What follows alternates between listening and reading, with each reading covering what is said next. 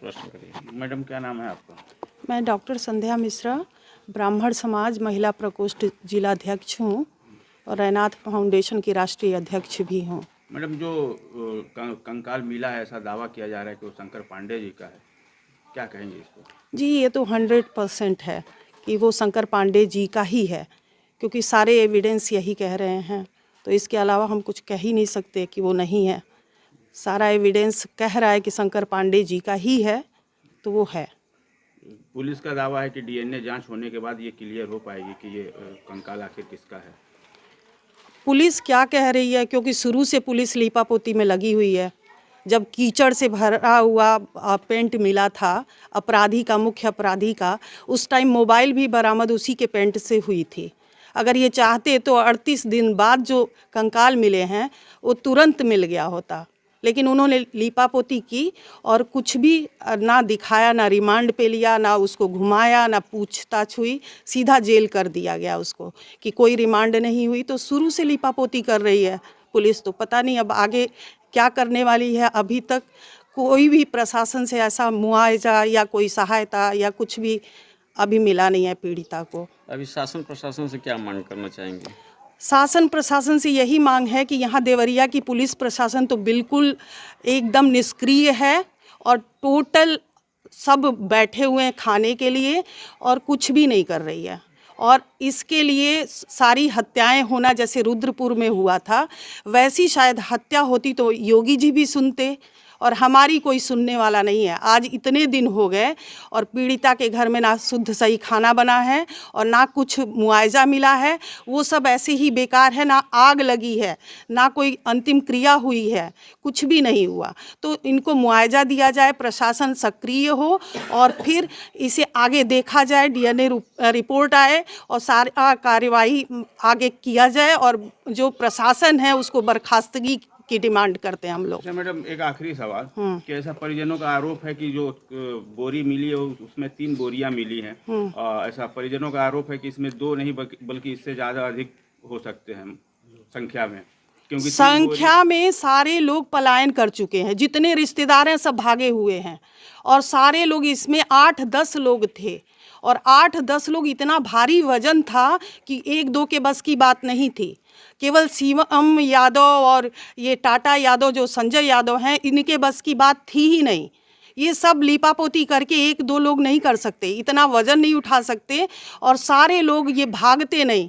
जितने रिश्तेदार हैं सब भागे हुए हैं, आसपास के गांव वाले, और उनके खुद के भाई भी उसी दिन से गायब हो गए हैं। तो ये सारे लोग लिप्त हैं और सब पर गिरफ्तारी होनी चाहिए और कार्रवाई होनी चाहिए, और यथाशीघ्र होना चाहिए, क्योंकि ऑलरेडी बहुत लेट हो चुका है। जो कंकाल मिला है वो मेरे पति का ही है कंकाल। तो क्या कहना है आपका अभी तक? क्या आपको क्या लगता है, आपको न्याय कुछ मिला? नहीं, मुझे क्या कहना कोई चाहेंगे मुझे इस पे? कोई न्याय आज तक नहीं मिला, ना ही प्रशासन से, ना ही कोई एसपी से, कोई मुझे ऊपर से कोई मेरे यहाँ आज तक आया ही नहीं, न पूछा और न कोई न्याय मिला है मुझे। शासन से क्या, प्रशासन से क्या चाह रही हैं?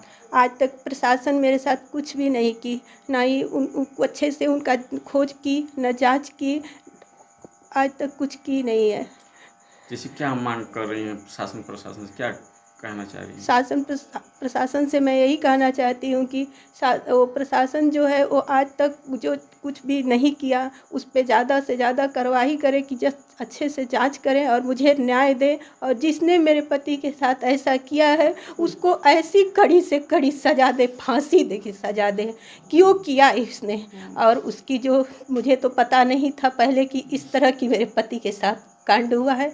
जब मुझे सारी बातें पता चली है, जब प्रशासन जब उसके घर छापा मारी है और जा कर के जांच की है, तो जो साक्ष्य मिला है उसने उस साक्ष्य पे कुछ नहीं किया। प्रशासन उसको क्यों दबा दी, क्यों नहीं मुझे बताया?